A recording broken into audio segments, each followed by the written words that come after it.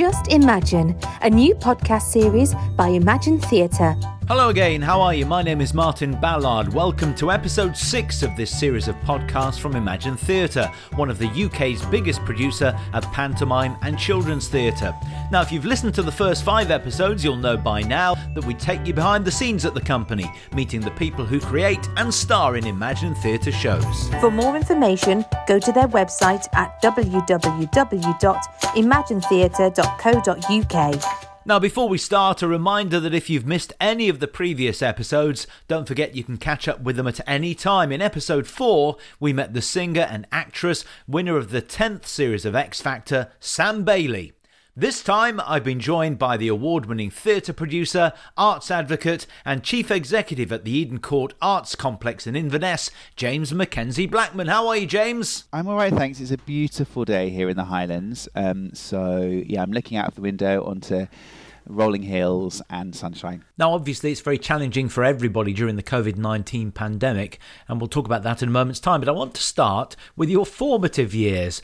It's a far cry from the Highlands because it all started for you in Devon, didn't it? And Plymouth, which is where your love of theatre began. Yeah, that's right. I was born in Plymouth and brought up in Plymouth, and all my family is still there in the southwest of the United Kingdom.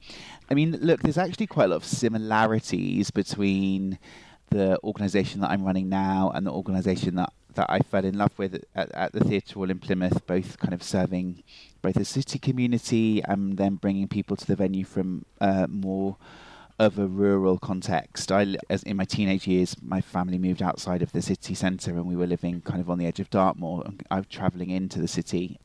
So yes, my love and my passion is in regional venues. And so yes, I'm at the other end of the country now, here in the Highlands of Scotland, but yeah, there's things that connect those two experiences for sure. And I guess it was really inspired initially by the youth theatre there, wasn't it? Yeah, that's right. I was in the Theatre Royal Plymouth Youth. It was called the Youth Music Theatre when I started, then it became the Young Company. But yeah, I had really transformative experiences when I was a teenager in that young company, making big summer musicals. Most summers, I really found my tribe at youth theatre and made friends for life. I was good at school. I was academically bright, but school wasn't where I was at. Wasn't where I was happiest. I was definitely happiest when I was at youth theatre. And by my late teenage years and into my early 20s, I just felt pretty comfortable that I wanted to have a career making opportunities happen for other young people like that had been provided to me. You talk about the Friends for Life. One of those Friends for Life just happens to be a mutual friend, and she told me about Bugsy Malone and the Lost Domain and trips to Poland, amongst other places. Yeah, who's that? I'll tell you that in a moment's time. But do you remember those shows? Yeah, of course. Really clearly, like I said, those formative years in youth theatre. And getting, what was extraordinary about the Theatre Royal's Youth Theatre back then was that they were really placing young people into a professional theatre context. And that's what felt like such a privilege. And, I think I probably in my early teens wanted to have a career as a performer, but then as my teens developed, I just got to discover all these other people that were responsible for making theatre happen, and increasingly felt more interested in all of those offstage and backstage jobs than I did with the onstage ones. Yeah, it's interesting at the age of 16, because I'm told that you told your career advisor at school that your dream was to actually be head of an education department, or the head of education in general, in a building-based theatre, which is exactly what you are in effect. Yeah, that's right. I mean, that's what I told my careers advisor, and that was really very much about recognising that I wanted a career where I made opportunities happen for young people, like the opportunities that had been made for me. So yeah, that's kind of where I set my sights, and I was lucky enough to find myself doing that job at the Lyric Hammersmith in London in my late 20s. Actually, at that point, thinking, oh gosh, what am I going to do now? Yeah. Well, the Friend for Life, by the way, is Sarah Barton. And yeah. she told me how inspired you were by the stuff that you did there. And you actually went on to become executive director at the National Youth Theatre, I think, following that as well, didn't you, later on? So that's a passion of yours. But she also said that, you know, the support of your parents, your mum in particular, was incredible, you know, on those, you know, early days, that journey starting out. Yeah, look, I'm incredibly fortunate to have had a family that fostered and supported my love for the performing arts. My grandfather was in the Gilbert and Sullivan Society, and, you know, going to the theatre was something that, as a family, was a real treat, a real thrill, and I was, you know, doing from a very early age. You know, my very earliest memories are being absolutely terrified of King Rat at Dick Whittington, probably age sort of 4 or 5, at the Theatre Hall in Plymouth, and, you know, being one of those cute kids that went up on stage with Dusty Bin just before the walk down, you know. So, yeah, those are, you know, really, really important memories of mine, and, you know, I'm very lucky to have had a family that encouraged and fostered that passion, and did a lot of driving and did all the lifts, and because of the geographical context in which Plymouth existed, all the kind of, you know, young people were being pulled from all over Devon and Cornwall to be in that youth theatre. So I imagine what Sarah's responding to is that most weekends our house would be full of young people and kids who'd lived a bit further away that were staying the night between rehearsals. So in those early days, you mentioned Dick Whittington. Was that the very first panto you ever saw? I'm pretty sure it was, yeah. And I remember really vividly being sat in the stalls, which was a treat, because we would normally sit in the dress circle or the upper circle, but we were sat in the stalls, and we were quite near the edge of the row. And King Rat made his entrance into the auditorium, and I was absolutely terrified. I shot under my seat, and I think I stayed there for most of the show, occasionally sort of peering up. And Mum thinks I was probably sort of 4 or 5 years old at that point. Yeah. Wow. And education obviously continued, University of Liverpool and so on. At what stage did you, in your own mind, realise, you know, what sort of career pattern you wanted? I knew from my late teens that I wanted to work in theatre buildings, and I wanted to my biggest ambition was to run an education department in a building-based venue. And actually, I say that. I kind of had 3 ambitions in my late teens, if I'm perfectly honest. One was that I wanted to work in theatre. One was that I wanted to be a Blue Peter presenter. And the third one was that I wanted to be a head teacher of a school, because young people in school and education is something that I'm, you know, to this day very passionate about. So I'm definitely too old to be a Blue Peter presenter, but maybe one day I'll run a school. Who knows? Hey, James, never say never. You know, Blue Peter could still be an option. Who knows in the future? I think that's way off the cards. Greenwich Theatre was the first job, really, wasn't it? Yeah, so after university in Liverpool, moved to London, desperately trying to find my first job in the performing arts. And I was working at Topshop in Oxford Circus, which was a completely miserable experience, desperately applying for jobs in the arts, and then, got a job at Greenwich Theatre and working in the education and marketing department there, and that's where I kind of cut my cloth. And not long after I arrived at Greenwich, they secured quite a significant amount of funding to start a musical theatre academy, predominantly for Black and minority ethnic young people in southeast London. And so, that project started, and that kind of really threw me in at the deep end. Yeah.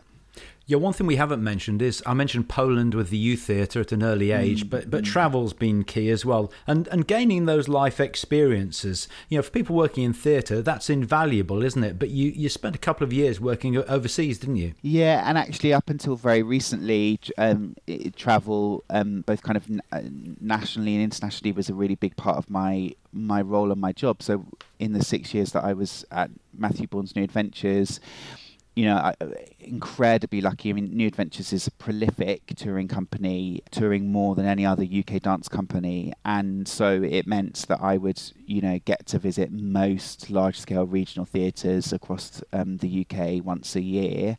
And then when New Adventures wasn't touring in the UK, it was probably touring overseas. So I got to visit some of the world's leading venues, from Kennedy Center in Washington, Armstrong Theatre in Los Angeles, Esplanade in Singapore, Shanghai Cultural Square, Sydney Opera House, or Art Centre Melbourne. So, incredibly fortunate to have had all of those experiences, and formative without a doubt. Yeah. So, as we now know, your career eventually took you north of the border to Eden Court, and of course you're married to a Scot now as well.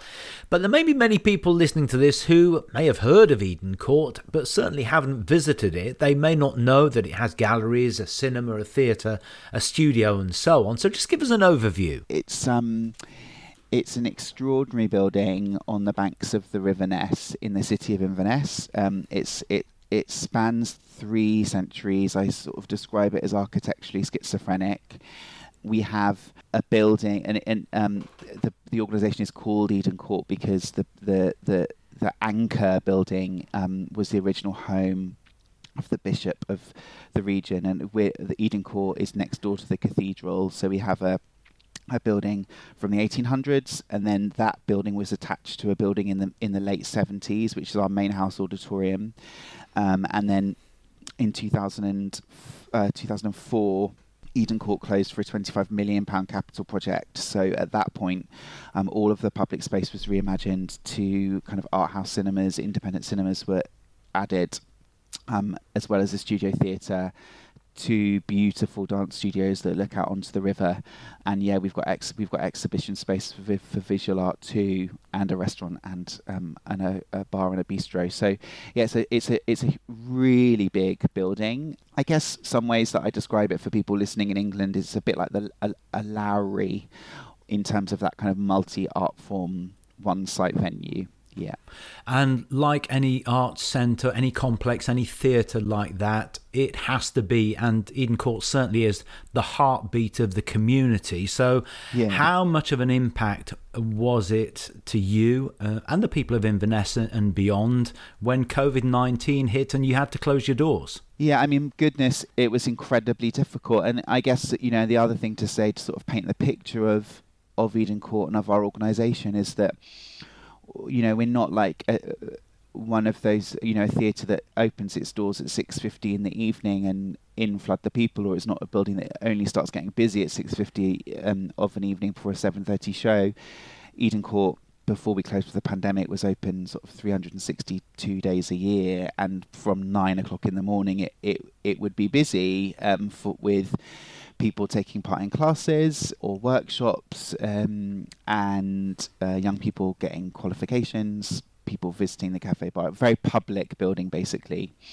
So it was in the way it has been for everyone in the industry. It was completely devastating to close, and I sat all of the staff down in the stalls on that day that we shut our doors, and I, like everyone else, genuinely thought it would be 6 to 8 weeks. And then we'd get back going again. So to now be sat in 2021, it feels sort of almost extraordinary that we've now passed the 1-year anniversary. We did get open for 8 weeks at the end of last year before that big second wave.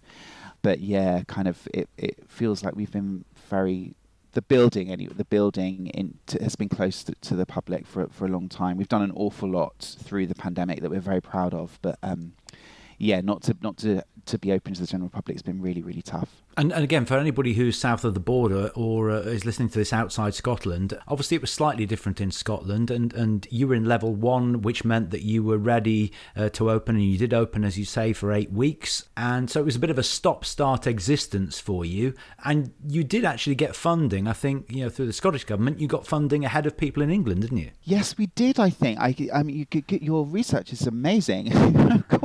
But yes, I think that we did. I think we got Scottish Government announced the Performing Arts Venue Relief Fund. I think it was a matter of days before the Cultural Recovery Fund was announced. So, yes, we had a little bit of there was a window where we had a degree of stability and security before colleagues in England. But the funding model, the recovery model, has been very different in Scotland because there's been a number of pots of different scales that we've been able to access, as opposed to being, a lot of the bigger organisations in England have taken receipt of very big chunks of money in one go, and it's not felt like that in Scotland. There's been a lot of funding applications and advocacy to do over the course of the last year. And certainly it would seem, and I think you've been on the record as saying that the Culture Secretary has been particularly supportive. Yeah, we're very lucky in Scotland to have a Cabinet Secretary in Fiona Hislop, who, I won't get her title completely right, but it's something like Economy, Fair Work and Culture. But Fiona Hislop has been Cabinet Secretary for Culture for a number of years, and she's incredibly knowledgeable about the sector and about the industry and about the specific issues affecting both the building-based infrastructure, the touring infrastructure, and independent and freelance artists. And we all feel incredibly lucky to have landed into this crisis with a Cabinet Secretary in the Scottish Government who understands the industry so well. Yeah, that's definitely helped.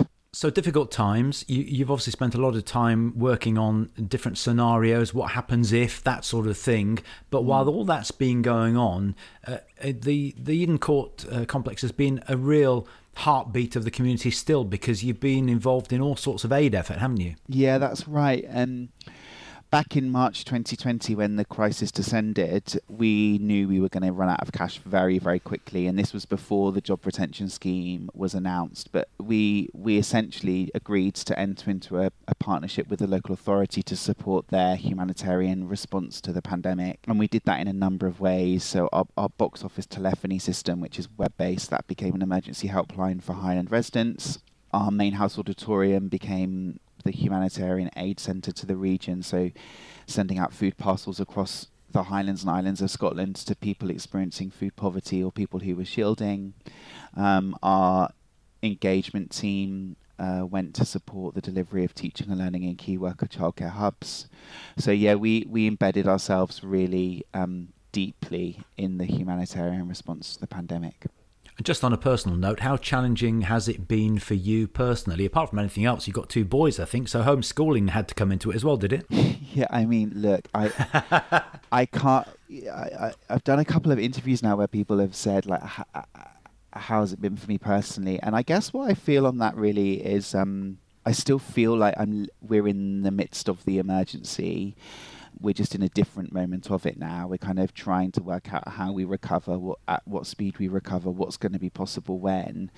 And it's been personally hugely challenging for the reasons you said. I've got 2 little boys, so homeschooling has been huge. I've not been furloughed. My husband has not been furloughed from his job, so we've been balancing all of that, our jobs in crisis with the pandemic. And I guess what I feel a little bit is I'm hopeful that in the fullness of time, probably not for a year or so, there'll be some looking back and some sort of a realization of, oh my goodness, I can't quite believe that we got through that, or processing of it. But it still feels a little bit early, I think, whilst it still feels we're in the middle of it. There's still much to be decided yet, and the so-called roadmap that governments talk about, there still could be turnings that you miss or junctions that you come up against and have to have difficult decisions made. But I know, for instance, that you're very much involved in a panel which is coming together digitally in June on the future of theatre, because it's a really good time to look to the future, to take stock and make some key decisions, isn't it? Yeah, it is. And I think that we owe it to the industry, and we owe it to the people that are going to be the custodians of the sector in the years to come, to make some of the radical and important changes now when we're rebuilding. And it's It's also fair to acknowledge, though, that with doing things differently becomes a lot of challenge and pain for some. But I think it's really important that as we rebuild, we do that in a way that starts to deal with some of the significant challenges and issues that we've been talking about for a long time, and now we can't avoid getting on and sorting some key issues out for sure. Yeah, this is a 3-day event, and you'll be talking about all sorts of things, audiences, buildings, and so on. So it's a really important gathering of minds, isn't it? Yes, I think that's absolutely right. And it will be important to talk amongst ourselves, but I think probably the most important conversations that we've got to have as a sector are with audiences and with artists as we begin the recovery. Because, what I feel... is sort of without question, is that there'll come a moment where the public money will run out, or we'll be told that that's us, let's get on with it. And probably the greatest degree of risk for Eden Court and for other building-based organisations going forward will be that moment where we have a valid programme on our stages, a programme that we're proud of, and the success and the viability of organisations like Eden Court will be based on whether or not people come or not. Now, one of the saddest times for theatres up and down the UK was when Panto didn't happen. And I saw back in December, your Damon, forgive me, I can't remember his name. He actually wrote, Steve Wren. Yeah. He wrote a love letter to the spirit of Panto, which pretty much summed it up for me. Very emotional time, wasn't it? It really was. I'm so aware, because it was my own lived experience, of the importance of going to the Panto for families across the United Kingdom. It's such an important moment in so many people's years that the need to cancel Panto felt momentous, weighed very heavily on my shoulders. So, we're absolutely determined that this year that won't be the case, unless, if government for some reason mandate we need to be closed, nothing we can do about it. But we are exploring all different types of scenarios that will enable Panto to happen this Christmas at Eden Court. So 3 final questions to finish with. James, the first is, what overall is your favourite Panto title? Oh, what a great question. What is my favourite Panto title? Well, I'm going to say Cinderella, because that's Panto this Christmas at Eden Court. It gives some really great opportunity for, beautiful stage spectacle, and I really need the people of the Highlands and Islands to come. So I'm going to say Cinderella. Okay, now the second question is something, whether it be in your career or in shows that you've been involved with, maybe in the youth theatre or even, in present times at Eden Court, when was it not all right on the night? When did something go wrong that you can look back on now and have a laugh about? Oh my goodness, that's a great question. And what immediately springs to mind is it's actually an experience as an audience member. And I think for a birthday present or a Christmas present from my grandparents when I was in, probably 10 or 11 years old, they bought tickets for us to go and see Philip Schofield in Joseph at the Bristol Hippodrome as a day trip. I remember it really vividly. It was a brilliant day. It was a brilliant show. And we settled back down for Act 2 with our ice creams, and the safety curtain wouldn't go up. And we sat there and we kept seeing the safety curtain going up about 3 inches, then falling back down. And I was completely in heaven at this sort of on-stage disaster. I was fascinated by what was going to happen. And eventually what happened, the safety curtain couldn't go back up. The company came out onto the apron of the stage and just sang through Act 2, and I just adored it. So yeah, that's the thing that immediately springs to mind for when it didn't go all right on the night. Wow, that's got to be the safest safety curtain ever. Right, exactly, yeah. Okay, and finally, we've talked about, your love of theatre, and obviously you've been very much involved in youth projects. I didn't mention the 2012 Olympics, by the way, which I think you were involved with as well, but young people, very, very important. So I wanted to know finally why Panto is so important to you and is all about engaging with kids. Is that what it is? I think so, but I think probably what I love about Panto is the fact that it just brings people to the theatre who don't go at any other time of the year. That's a whole other issue that probably we could do a podcast on. But I love the kind of the madness of the tradition. I love how kind of eccentrically British it is in many ways, how kind of people, I love the fact it's kind of completely misunderstood anywhere else in the world, and if you try to explain it to people overseas, as I've tried, they sort of look at you as if you're crazy.